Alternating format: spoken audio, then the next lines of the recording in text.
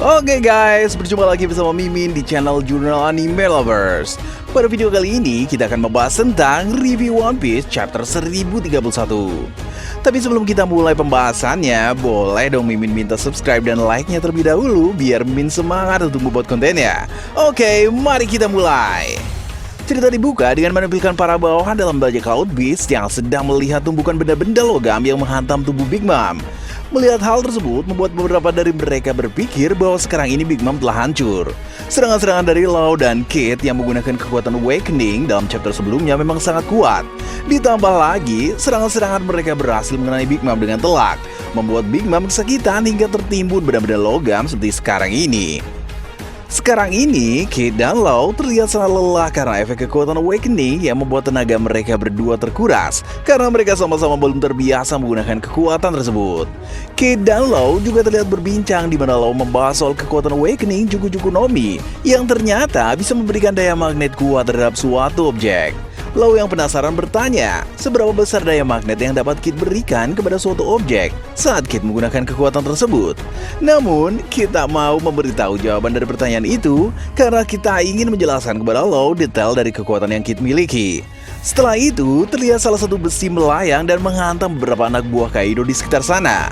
Terlihat Big Mom masih belum kalah. Tubuhnya sama sekali tidak hancur karena kekuatan yang Big Mom miliki berada jauh di atas logika. Sehingga para bawahan dalam bajak laut Beast tadi telah keliru menilai apa yang terjadi kepada Big Mom. Big Mom pun bangkit dari puing-puing besi yang menindih tubuhnya. Dan dengan cepat Big Mom bertanya kepada para bawahan Kaido, nyawa atau Oshiruko? Sebenarnya, Big Mom sedang menggunakan teknik Soul Focus di mana dia bisa mengambil sisa kehidupan dari orang-orang yang takut kepadanya. Dengan begitu, Big Mom pun mengambil kehidupan dari para bawahan Kaido, kemudian dia memberikan kehidupan itu kepada benda-benda di sekitarnya. Benda-benda di sekitar berubah menjadi homies yang dapat membantu Big Mom dalam pertarungan. Setelah itu, Big Mom melakukan sesuatu yang cukup mengejutkan di mana dia mengambil 1 tahun kehidupannya sendiri untuk bisa membuat dia menjadi lebih kuat. Ternyata, salah satu cara untuk meningkatkan kekuatan Big Mom secara instan adalah dengan mengorbankan umurnya sendiri. Usai melakukan hal tersebut, tubuh Big Mom menjadi lebih besar dan 3 special homies Big Mom yang terdiri dari Napoleon, Prometheus, dan Hera pun sepertinya ikut membesar. Mata Big Mom membara seperti ada api di sana, dan dia terlihat sangat murka kepada Kid dan Law. Meski begitu, Big Mom mengakui kemampuan hebat mereka karena sudah lama Big Mom tidak menerima rasa sakit seperti yang baru saja diterima.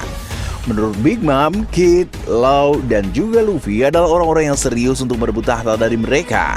Dengan begitu, Big Mom pun menantang mereka untuk merebut tahta Yonko kalau bisa. Melihat Big Mom yang telah menjadi semakin menakutkan tidak membuat Kid dan Law gentar sedikit pun. Mereka berdua telah siap untuk melawan walau sudah kelelahan.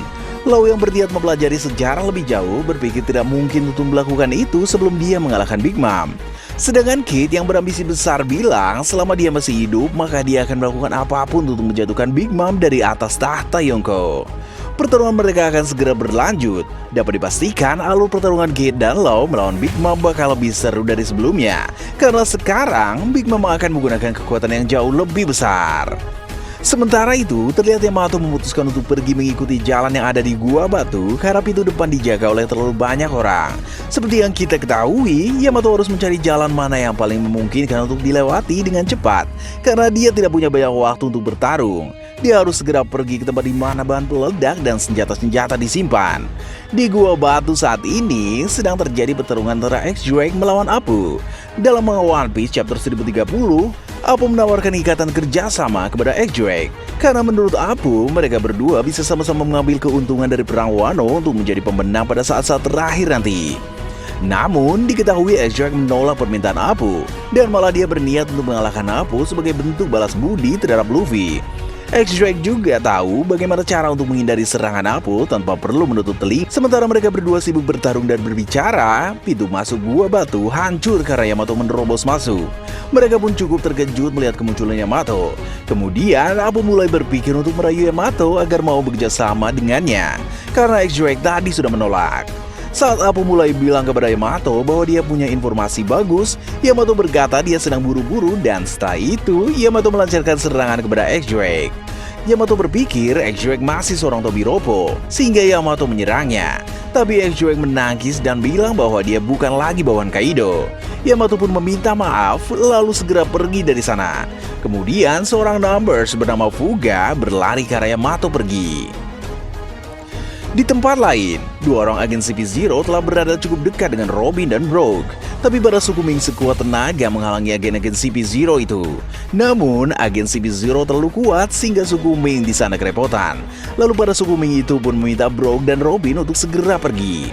Robin memeluk erat tubuh Brook, kemudian Brook melewati api, dan Brook bertanya-tanya, mengapa para agen CP0 itu bisa ada di Pulau Onigashima. Robin juga mengatakan sesuatu yang menarik, bahwa dalam kalangan CP0, agen-agen yang menggunakan topeng merupakan agen yang spesial. Pada saat Brook melompat bersama Robin, salah satu agen CP0 menggunakan teknik Soru untuk bergerak cepat mengejar mereka. Menarik sekali melihat para agen CP0 akan beraksi di Pulau Onigashima karena mereka terkenal sebagai unit Super Pole terkuat. Sekarang cerita berfokus kepada Sanji yang sedang berada di depan suatu ruangan tempat para perempuan berada. Para perempuan di sana marah dan membenci Sanji. Mereka bahkan bersiap untuk menyerang Sanji.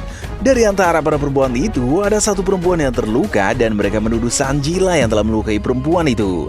Sanji mulai berpikir jangan-jangan dia memang secara tak sadar telah melukai seorang perempuan. Dan dia mengingat bahwa saudara-saudaranya adalah orang-orang yang tega menganiaya perempuan. Dia takut dia menjadi seperti mereka.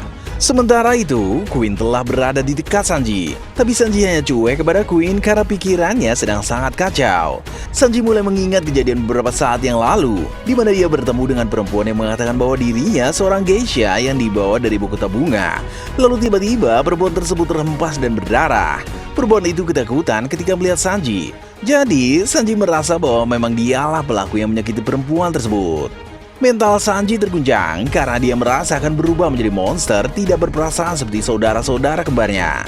Dalam hati Sanji bertanya-tanya, sisi mana yang akan lebih Luffy sukai antara sisi Sanji sebagai orang yang tak berguna bila menghadapi perempuan, atau sisi Sanji sebagai prajurit Sense yang bisa menghadapi monster dan patuh bila disuruh menghabisi siapa saja.